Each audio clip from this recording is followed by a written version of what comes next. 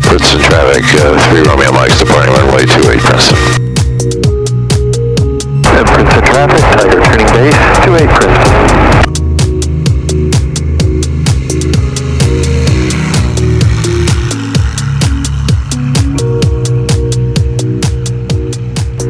The power of flight has been used for over 100 years by people, beginning with the Wright brothers in 1903. It has evolved today to where the average person can learn to fly. I wanted to see how flight had evolved since then. So I took a trip to Central Jersey, to Princeton Airport, where I learned a little bit more about planes. First I wanted to take a look at the plane I'd be flying in. So I sat with Steve Nierenberg. My name is Steve Nierenberg and welcome to the Princeton Airport. So this is what one of our flight school planes looks like. It's actually, this is a Cessna 172. It's actually the most popular airplane in the world, this particular model. It seats 4, it's a good plane to learn in, and also it's a good plane to own. You know, if you want to go places, take some friends, you know, take a spouse, visit people, throw a pet in the back, you know, relatively small pet. And you'll also notice that, you know, gee, the wings are on top of the fuselage, that unlike other planes. But the wing is here for a couple of different reasons. One, there's a fuel tank, and if you could listen carefully, I'm going to shake the wing. You can make out that there's fuel in the wing. This plane has 2 fuel tanks, one on either side. So when you want to go up, you'll see the yoke come up. That's you doing this, which makes the tail go down and the nose go up. But in order for you to go up, you have to have enough speed also. So you have to put speed into it. This is turning right. You can see this one goes up, that one goes down. Makes this wing dip less lift. That one has more lift, so it does this. And So why should someone learn how to fly? I don't think it's a question why they should, because it's something when they take their first lesson that they go through some experience that is so personal to them, that hits some inner core, something very deep inside of them, that when they come down, their smile is so broad and it also so personal that they cannot explain what occurred to them to a loved one. That it means so much to them, that whole experience of watching the wheel separate from the ground for the first time over your left shoulder. And then the instructor will show a few maneuvers, and then when the instructor says, "Your plane," that sense of control in the air, the first time that anyone's ever experienced it, it is so awesome. Might be an overused term or overused word, but it's almost indescribable. Like, you cannot describe it, because when they come down and they're asked by their spouse or their parent or brother, well, how was it? Their language is bankrupt. They cannot express the joy they had. What are some of the words you've heard to describe? Awesome, amazing, I can't believe it, I gotta do it again. I can't tell you, you gotta try it. At this point, I was interested in what brought them into this fascinating hobby that they chose to make a lifestyle. So I asked DeAndre, What got you interested in becoming a pilot? Basically, I wanted to be a pilot since I was a little kid. When I realized when I would go on vacation, this was back in the day before, you know, cockpit door had to be closed, kids could go into the cockpit. I like being in the airplane more than actually like being at my destination. So ever since then, I always wanted to be a pilot, so I followed it all the way to now. now that we know a little bit more about planes, let's take a ride in one. I took a flight with Peter. And into the setting sun we had. What's your name? Peter. Alright, so how long have you been a pilot? Since 1963. Yeah, I learned in the Navy and flew for Pan American and TWA. What interested you in becoming a pilot? Since I was a kid, I built model airplanes, and primarily it was the science of it all. Just intrigued me that you could make an airplane do all this. Do you have any interesting teaching stories?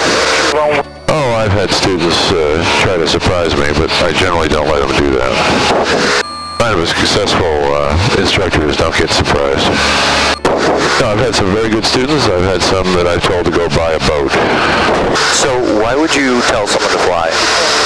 Well, if someone wanted to fly, I would encourage them to learn, because with just the utility of the airplane, you can go almost anywhere with this. I mean, we're in the air right now. Where would you like to go? If we had time, we could go up to Boston. We could go to Washington, D.C. We could go to Chicago. It would take us a little longer. This airplane to Chicago is about 600 miles, so it's about 5 hours. So it's not exactly an airliner, but you have freedom to move around. We can go anywhere in the United States. We have the most liberal aviation rules for qualified pilots anywhere. As long as you're safe, you can go anywhere you want to go. So it's the freedom, it's the skill level to learn a new skill, the education, learn about weather and aviation, aeronautics, engineering, that kind of stuff. It's all, just the fun of it. After all these years, I put the airplane on like a coat. It's me who's flying, not the airplane. I'm just putting myself. I'm the airplane, and that's what we try to teach people to be able to do. Just feel what the airplane is doing, and controlling power and pitch angle. The nose is what airspeed is. So can you tell us a little bit about yourself, like what you do? Well, right now I'm sort of semi-retired. I was most recently I was the chief pilot at Princeton Airport, so I was the senior instructor, and I'm still sort of, emeritus now, because I just part-time, but I fly a couple of days a week. I'm going to be 72 years old, and I'm still able to do this. When I can't do it, I'll quit. In the Navy, I flew multi-engine turboprop airplanes. So we interviewed Steve, and he said that the first time people always have like unspeakable words, like to describe like how their experience with flying for the first time. What are some of the words you've heard? No, I've awesome, unbelievable, beautiful, so peaceful, all kinds of stuff like that. So, if you had a nervous person flying the first time, what would you tell them to calm them down? I'd tell them to fly the airplane, for one thing. The people who get nervous in airplanes don't have control over the airplane. If we can have them realize that they can make the airplane go up and down and turn right and left, then they have some control, and because of that, they tend to calm down generally. Also, if I have a very nervous person, I'll open the window or keep it cool so that they don't get sick. That's the biggest concern that I have, is anybody getting ill. But the nervous comes from unknowing and not understanding. And the more you can explain, the calmer people tend to be. I used to do a fear of flying course at TWA. We used to take people up in a 727 after a 2-hour or 3-hour course. And we'd put them in a simulator and let them fly the airplane. And these were business flyers who had to fly for a living, We had pretty good success rate. So the idea of landing the airplane is to keep the aim point, which is the numbers on the runway surface, painted to 28 there, and I just keep that in the same place on the windscreen all the way down.